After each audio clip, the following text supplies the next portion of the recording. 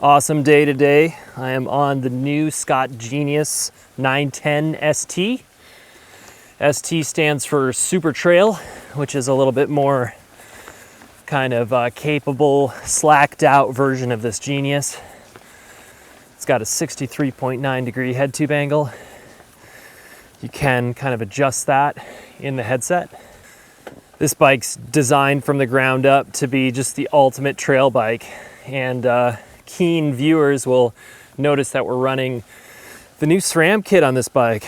I got this cool new pod shifter, which is part of the SRAM transmission setup. I also have these new tucked in Code Stealth Ultimate brakes. Got some carbon fiber levers. I've been really digging the feel of these. They're supposed to have the same internals, but they feel a little sharper, a little snappier to me, but I'm not sure if that's the upgraded rotors or what the story is on that. So just like other Scotts we've had in the past, this has the kind of full control center here off to the left. Got the 3 deep levers, one on the bottom, typical for your dropper post, but above that you got these 2-stage levers, which half press gives you reduced air volume in the rear shock, effectively bringing that rear shock to 100 millimeters of travel. And then if you go for the full click, you add a bunch of compression damping and just go for that kind of lockout feel. It's kind of funny with this super steep C-tube angle on this bike, a little over 77 degrees. And just the way that this bike climbs, the position it puts you in, don't necessarily feel like I am in dire need of lockout, but I gotta say, when that lever is just right there on the bars, you end up using it all the time. It's just so convenient. It's kind of fun to play around, try out the halfway, full way, see how the bike feels, and it certainly gives you an edge. It's not the firmest lockout in the world, but it does add just a bunch of compression, damping to that rear shock, and gives more resistance to squat. Right away, this bike just felt like a real nice, lively climber. It's got a wide Maxxis dissector on the back, which keeps things pretty efficient feeling, as well as that super forward C-tube angle. Got a 440 millimeter chainstay, which feels kind of like a medium length these days, but certainly enough to kind of keep your weight bias good and forward. Super easy to keep the front end down on this bike. Really can tractor up really steep climbs. For people that haven't seen these bikes before, they kind of got to do a double take and, where's the rear shock? Lots of jokes about it being a hardtail, but it's a cool system. That rear shock is really tucked away down there, but super easy to get at.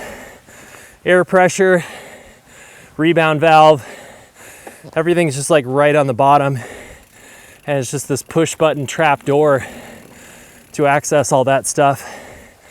And it's a good system. They've definitely thought it out. I think it's to be super easy to live with. And I open up that compartment after a muddy ride, and not much dirt on that rear shock. It's pretty much completely clean. So we kind of went out of our way to install this SRAM transmission drivetrain on here, since it was coming out about the same time as this bike. Man, I just have to say, it is such a stout bomber setup back there.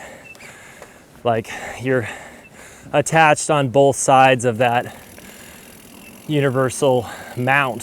So a much more rigid setup than I've ever been used to, with the kind of cantilever style derailleur just hanging off the side there. The biggest takeaway for me with the new SRAM transmission system is, wow, the ability to just really throw caution to the wind when dumping gears. You can kind of just give that thing your best shot of shifting like a maniac. It just takes all the abuse so well, and you can just kind of treat it like a sequential gearbox. Like, you don't really need to time your shifts anymore if you don't want to. And it's just kind of feels like the next, generation. And I personally really like this new pod system off to the right here. It's just they really hit the balance of like very low stress on your thumb to hit it, just like the old AXS. But this system, definitely easier to be more precise while you're flopping around, riding downhill.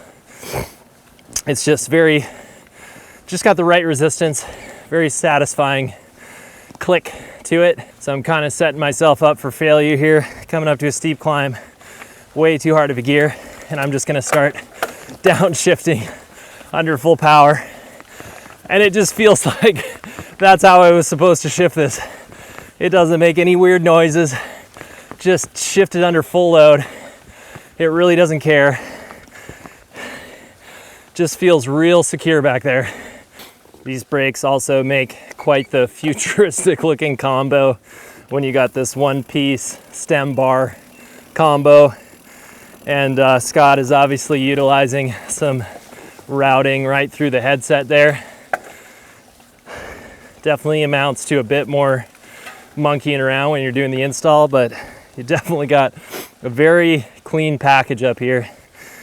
And I definitely feel like I'm riding a bike out of the future right now. This is definitely feeling like one of those bikes that's just kind of up for any big mission that you have, where it's just a very efficient pedaling bike, but it's got the suspension to get you through a big day on big terrain without, running out of utility, running out of suspension. Okay, time for the good part. Undo the lockout, shift a bunch of times. This thing is so soft, and I'm not sure. I think that rear shock is real supple with a beautiful ramp up. Definitely can't feel the bottom mounts, but also I think a big part of the story is these 2.6-inch tires really just kind of make for a magic carpet ride. This trail is pretty bumpy, and yeah, this bike just feels so kind of lightweight, playful, like you want to jump it around, and feels very balanced.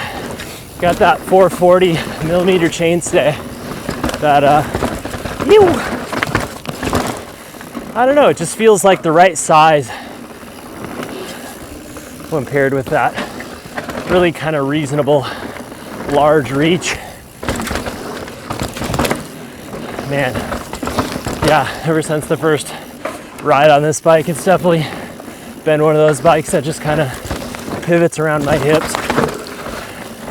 Kind of slimy trail conditions today, and this thing feels very confident.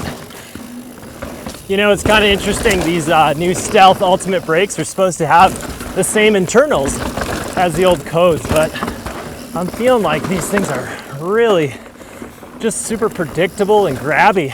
Maybe it's just these HS2 rotors, maybe it's these fancy carbon lever blades, but yeah, feeling really good, very predictable.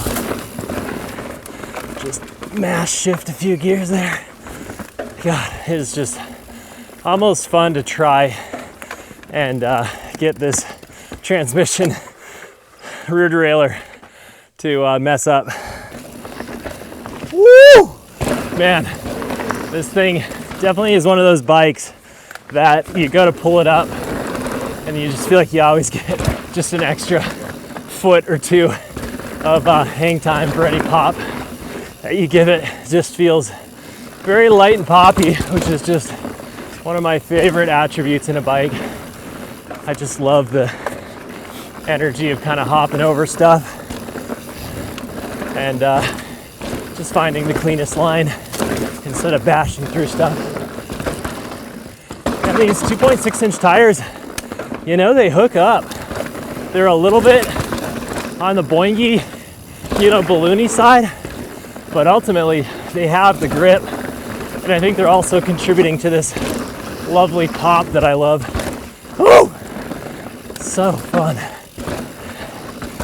This thing definitely feels light on its toes, but this Öhlins front fork, you know, it feels very solid. It feels solid enough, but it's just absorbing everything, ramping up quite nicely. Trying to rebound real fast, and then I got just click a high speed, and man, this thing just feels like butter.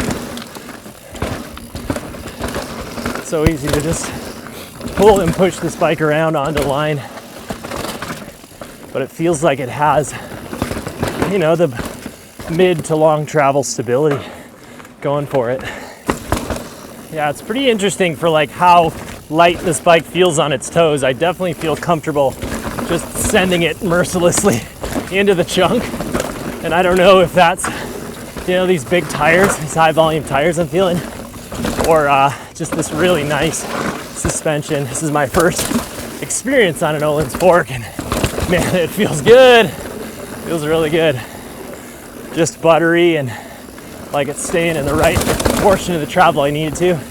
That section back there, super aggressive, and felt very confident, despite feeling like this bike is, you know, potentially sub 30 pounds. I'm not sure.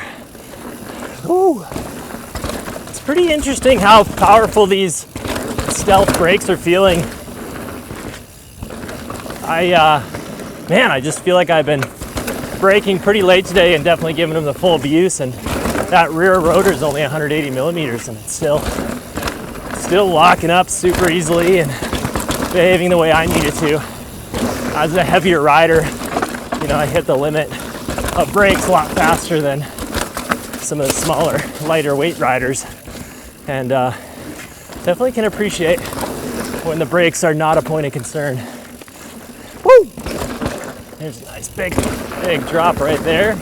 Yeah, this bike also has like a really nice both rear and front bottom out support. It's just the rear linkage is just created in such a way, and then this front fork is kind of cool. This Öhlins has a bottom out chamber you can add air to kind of customize that.